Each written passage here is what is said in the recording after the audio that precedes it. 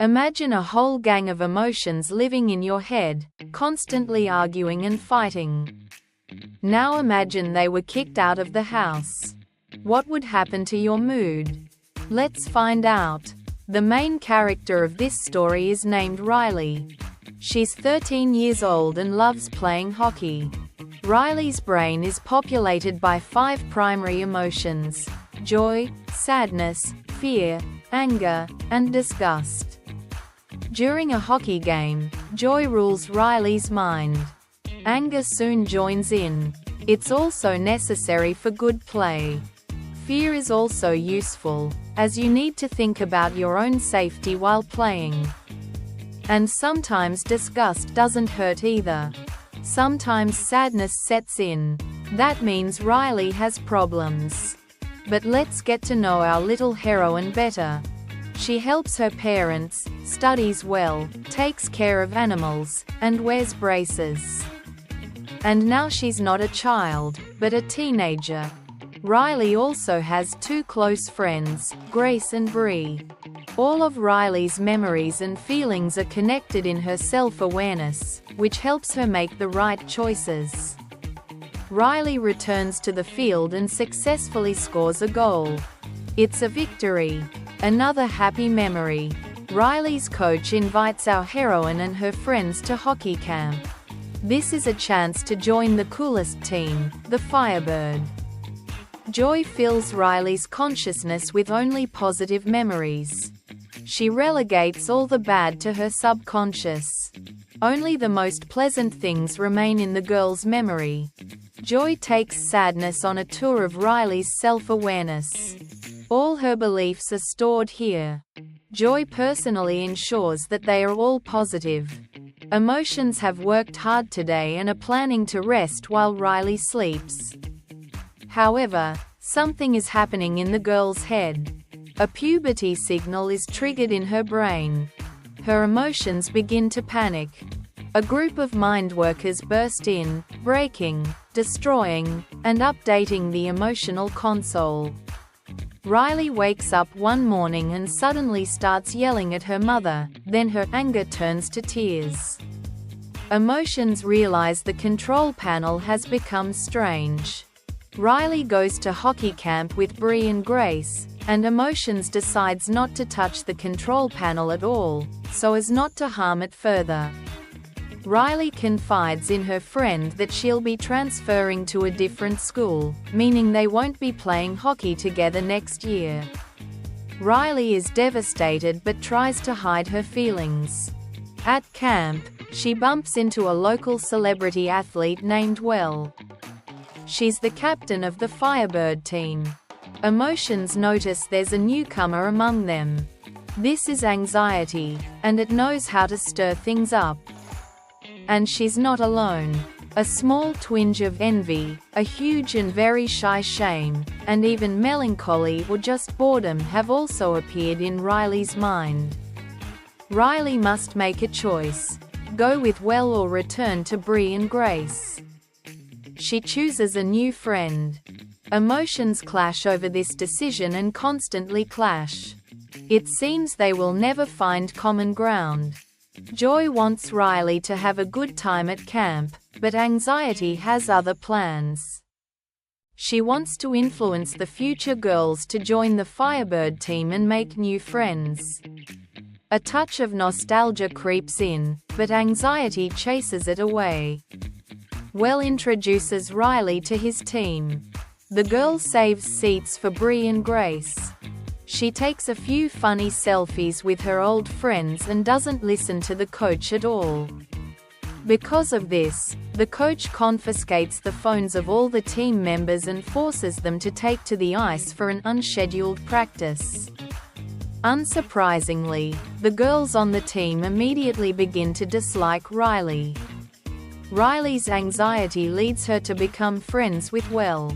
She strips the girl of her old sense of self and casts it far, far into the depths of her consciousness. Because of this, Riley ignores her old friends and joins Well's team.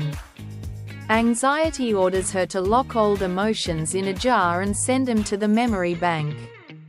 They can no longer influence anything. Now anxiety takes over Riley's brain, creating a new sense of self for the girl, using damaged and negative memories to do so. In the memory storage, old emotions encounter Riley's favorite characters, as well as her terrible secret, and ask them for help. Riley's secrets break the jar and release old emotions. With the help of Riley's beloved computer hero, they deal with the guards and race to find Riley's old self. The problem is, it's not easy. Anxiety forces Riley to wake up early and start training. There, she meets Will, and they train together. Her new friend invites Riley out for pizza that evening. Old emotions decide to separate. Using the memory tube, Sadness returns to the control panel, while the remaining emotions travel deep within Riley's consciousness in search of her old sense of self. The girls on the team tell Riley that the coach is recording all his observations in a red notebook. It details the fate of each player. Anxiety and envy decide to find out what's written about Riley in this notebook at any cost. Our heroine feels very awkward in this new company. Anxiety tries to help her remember the names of some cool bands. Everything goes wrong, and Riley's mind is racked with chaos. The worst part is when boredom creeps in. Riley's sense of self becomes increasingly unsettled. This leaves our heroine deeply insecure. Joy, fear, anger, and disgust are unable to recapture Riley's old sense of self. At some point, even Joy loses control and begins to quarrel, then to sadness. Other emotions support it, and they continue their search. Soon, old emotions enter the land of imagination. All of Riley's fantasies are stored here, but they've changed significantly recently. Anxiety forces the girl to imagine all the possible mistakes she could make. Because of this, Riley can't sleep. Joy and other emotions conjure up a few pleasant events to cheer up their owner. Anxiety doesn't like this at all and calls the mind police. But Joy refuses to give up and reminds Riley that so many good things can happen in life.